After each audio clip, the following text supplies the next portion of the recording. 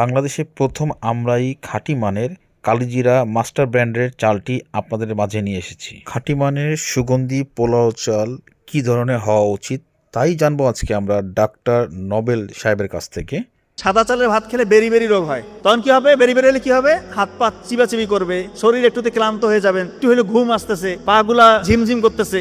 এই লক্ষণগুলো সাদা চালের ভাত খেলে হয়, কারণ এখানে ভিটামিন B1, B3, B6 এই ভিটামিনগুলো থাকে না সাদা চালে। সাদা চালের ভাত খেলে 50 থেকে 70% সম্ভাবনা বেড়ে যায় ডায়াবেটিক্স হওয়ার। সাদা চালের ভাত আমাদের মূল খাবারই হচ্ছে ভাত বলতে পারি। সাদা চালের ভাতের মধ্যে এখন আর কোনো ফাইবার নাই, যেহেতু আপনার মূল খাবার হচ্ছে ভাত, আপনারা চেষ্টা করবেন ব্রাউন রাইস। ওইখানে আবার ভিটামিন B1, B3, B6 এগুলো যথেষ্ট পরিমাণে রয়েছে। আপনার বেরি বেরি রোগ হবে না, আপনার ডায়াবেটিস হওয়ার ঝুঁকিটা কমে যাবে যদি আপনি ব্রাউন রাইস খান। আপনার উচ্চ রক্তচাপের ঝুঁকি কমবে, ডায়াবেটিসের ঝুঁকি কমবে, স্ট্রোকের ঝুঁকি কমে যাবে। এই জন্য ব্রাউন রাইসটা আপনি খাওয়ার চেষ্টা করবেন। ধন্যবাদ ডক্টর নোবেল সাহেবকে।